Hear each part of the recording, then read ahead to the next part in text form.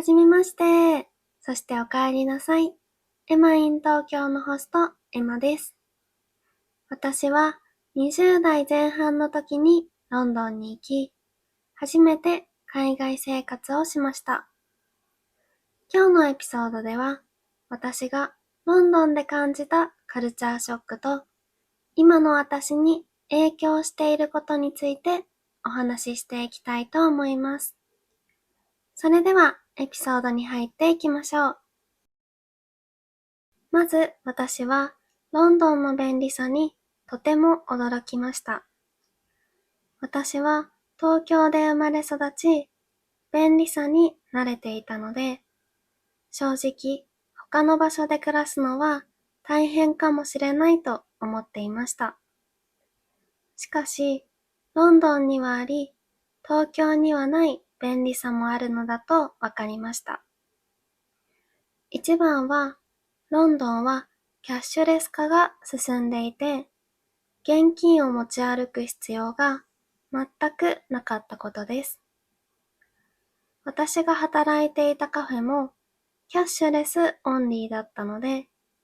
イギリスの通貨を覚える必要がなく楽でした。また、ロンドンに引っ越したばかりの頃は手続きが多かったのですが、すべてオンラインでできたのもすごく便利でした。日本では大事な手続きは役所や銀行に行ってする必要があることも多いので、引っ越しは大変だと思います。また、ロンドンは街中にゴミ箱やベンチなどが多かったので、日本に帰国したとき、逆にすごく不便に感じました。逆に私が慣れるのに時間がかかったのは、公共交通機関のシステムやルールです。日本では電車やバスが時間通りに来ることが普通で、遅れる場合はアナウンスがあることが多いです。しかし、私はロンドンで毎日バスに乗っていたのですが、時間通りに来たことの方が少なかったです。少しの遅れならいいのですが、何十分も来ないこともよくあり、困っていました。そして、電車やバスで食べ物を食べていたり、大きな声で話している人が多いのも、私にとって大きなカルチャーショックでした。バスの中で知らない人に話しかけられたことも何度かありました。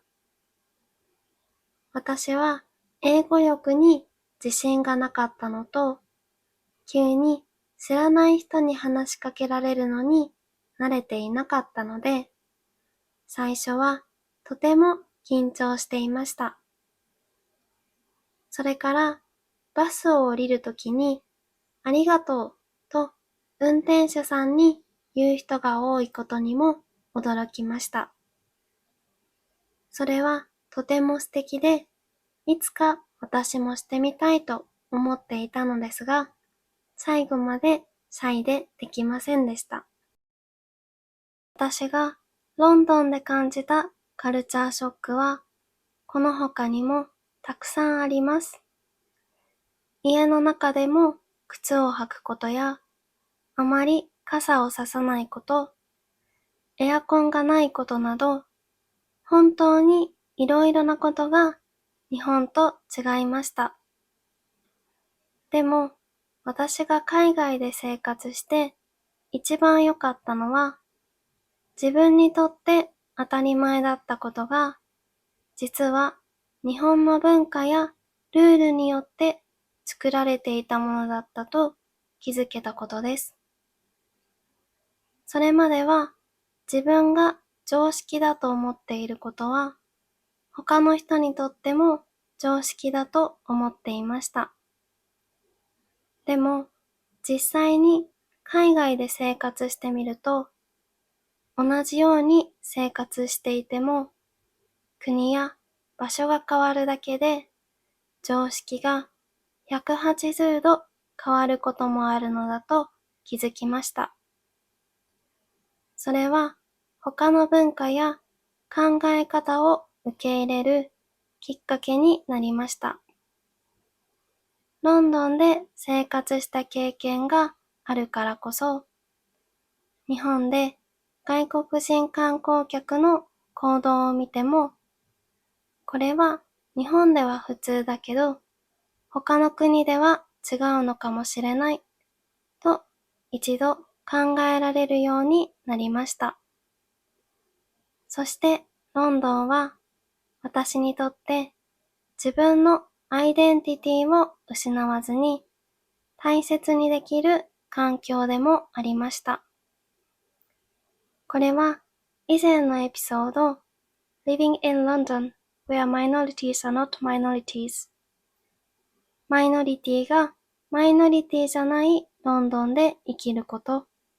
で詳しく話しているので、よかったら聞いてみてください。はい、今回はロンドンで感じたカルチャーショックについてお話ししました。皆さんには他の国に行って強く感じたカルチャーショックがありますか？よかったらコメントで教えてください。それでは最後まで聞いてくれてありがとうございました。またねー。